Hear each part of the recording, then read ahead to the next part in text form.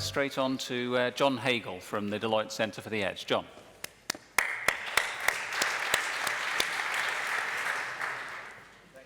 It's a pleasure to be here today for many reasons. One is that, among other activities, I'm on the board of trustees of the Santa Fe Institute, which for the past 30 years has been engaged in studying and trying to understand complex adaptive systems.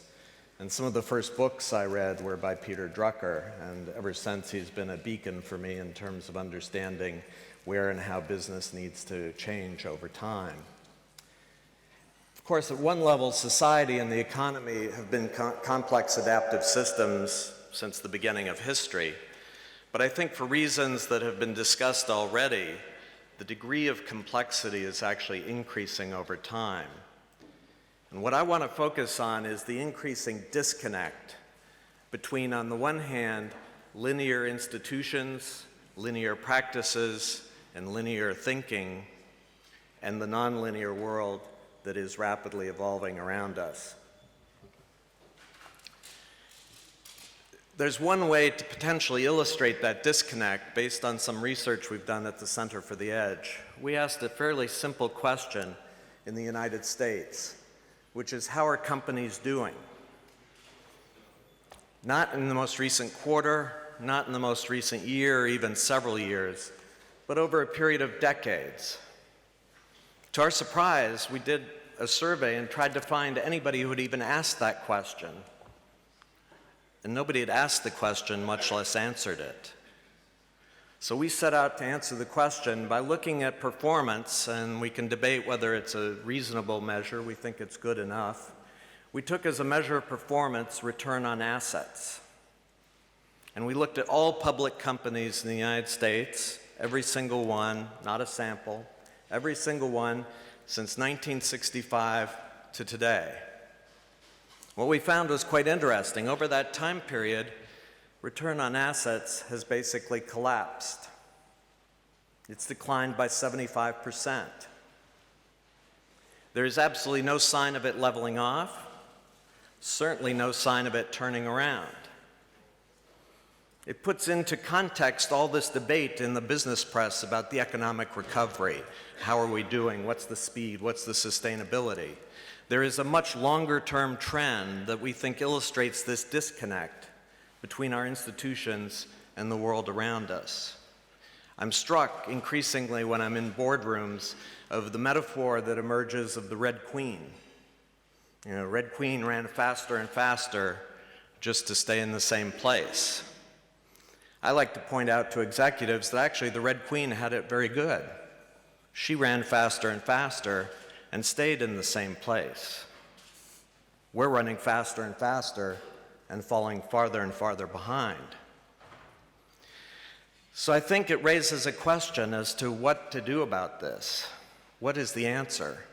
I think one answer may be around reframing how we think about innovation. I'm struck again when I talk to executives about innovation, how quickly the topic narrows down to technology innovation or product innovation. Maybe if they're sophisticated, they talk about process, business model innovation. I want to suggest there's another level of innovation that is not on the agenda today, but desperately needs to be. And it's what I would call institutional innovation. And what I mean by that is going back to the most basic question of all, which is, why do we have institutions? Now, Don Tapscott mentioned one of my heroes, Ronald Coase, who wrote the Nobel Prize-winning essay to answer that question. And he said the reason we have institutions is basically scalable efficiency. The ability, the cost to coordinate activity within a single institution is much less than trying to coordinate activity across multiple independent institutions. That was a very compelling and accurate description of the institutions that emerged in the 20th century. Scalable efficiency drove the success of those institutions. I would like to suggest that that rationale is diminishing in its impact today, largely as a result of the digital technology infrastructures available to us. The ability to coordinate activity across massive numbers of independent entities is decreasing at an ever rapid rate. So if that's the case, what is the rationale for institutions? Now, there are some people who argue that, in fact, we're going to become a society of independent contractors or free agents, that institutions will largely disappear. We'll just freely associate when needed to coordinate our activities. I am not of that camp. I believe we will still have and see very significant large-scale institutions. But I believe they're going to be driven by a very different rationale. It's the rationale of scalable learning. The reason we will come together in institutions is because we will learn faster as part of an institution than we ever could on our own. Now, that's easy to say, but I would make the case, at least based on my experience, that the rationale of scalable efficiency and the rationale of scalable learning are in complete opposition to each other. That in fact, if you want scalable efficiency, you need predictability, you need to tightly specify all the activities, tightly integrate all the activities, standardize all the activities. And if you do that, where is the opportunity for learning? Where is the opportunity for risk-taking, for experimentation, for improvisation, for tinkering? That's not allowed. That's not efficient. So I think there's a really interesting question as to how we make this transition. Now, that's at a very high conceptual level. I want to drill down very briefly and talk about 3 different instances of what it would mean to move to scalable learning as a rationale and the institutional innovation required to make that a reality. The first is around the notion of work environment redesign. We have, over the past several decades, become extremely engaged around the power of design thinking and design methodologies. We've applied it to our products, we've applied it to customer experiences, and we've made much more valuable, engaging experiences as a result of that.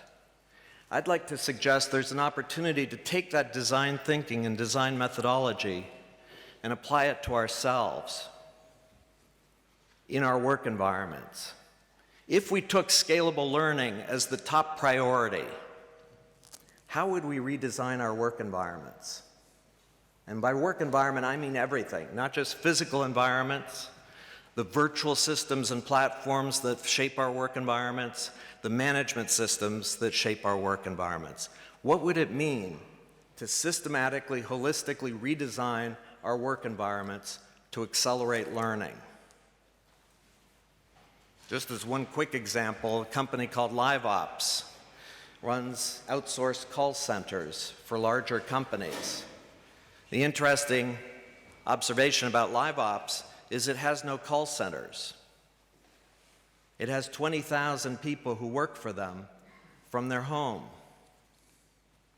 What they've done is create an environment, largely through virtual systems, that first of all give each person a personalized dashboard, performance dashboard, which in real time gives them feedback on how they're doing. And then creates a whole system of virtual communities and discussion forums where these people can gather and talk about the issues that they're having in terms of getting performance to the next level. And people are rewarded for their contributions, for their mentoring in those communities. Very different kind of work environment than most of us are used to.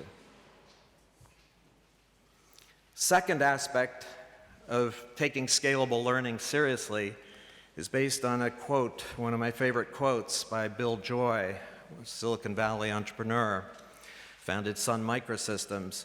He once made the observation that no matter how many smart people you have within your organization, just remember one thing: there are a lot more smart people outside your organization than inside.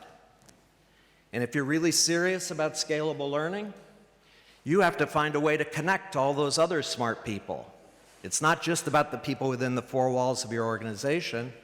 How are you going to connect to those people? And how are you going to create relationships where you learn faster from each other as more and more participants join in? Very different kind of model. Requires a very different way of thinking about ecosystems. In this context, I'll just briefly mention a company in China. And by the way, as an aside, I will say that most of the institutional innovation of the kind I'm talking about is not occurring in the West. It's occurring in China and India. So one company, Lianfeng, that I've written extensively about, interesting company in the apparel business, they basically orchestrate supply networks on behalf of apparel designers. They do none of the work themselves. They operate through a network, a global network, of 15,000 business partners. They're a $20 billion corporation, by the way. 15,000 business partners at a time when all Western companies are shrinking the number of participants in their supply networks. Lianfeng has 15,000 and is expanding every year, more. One of the really interesting things when we went out and interviewed the partners in this network and asked them, why are you part of the Lianfeng network? Without exception, top of mind, without prompting, the answer was, because we learn faster as part of this network than we ever could on our own, or as part of anybody else's network. Very interesting observation. That's part of scalable learning.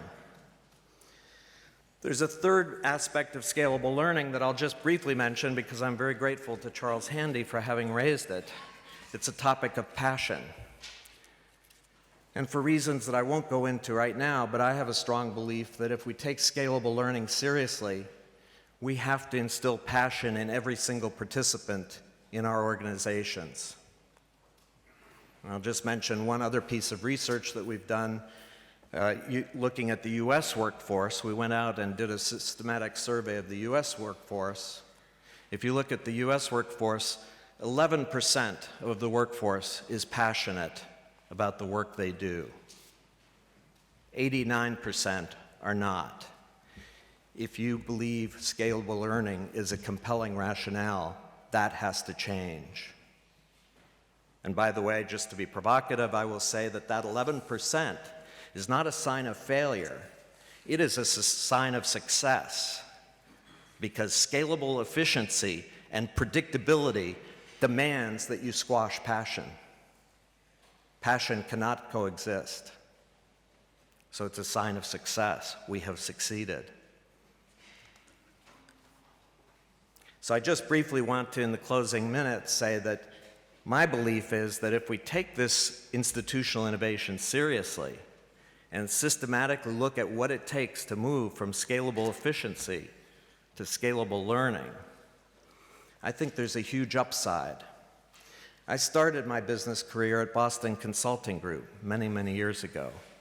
BCG made its success in the early years on one chart. It was called the experience curve. What it did, they started by looking at the semiconductor industry over time and mapped out operating performance over time in the semiconductor industry and saw a very predictable pattern, curve, that emerged.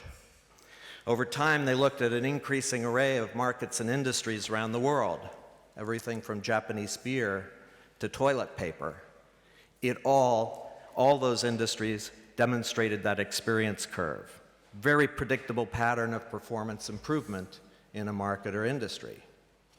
Here's the catch. The experience curve is a diminishing returns curve. The more experience you gain in a market or industry, the longer and harder you have to work to get to that next increment of performance improvement. The opportunity, if we take scalable learning seriously and systematically, is to shift from a diminishing returns curve to an increasing returns curve, where the more people who participate, the faster everybody learns, the more rapidly performance improves. So I think it's a very significant opportunity. It takes what is known in complex adaptive systems as cascades and creates positive cascades. And if we're really successful at this, I believe we create an environment where small moves, smartly made, can set very big things in motion. Thank you very much.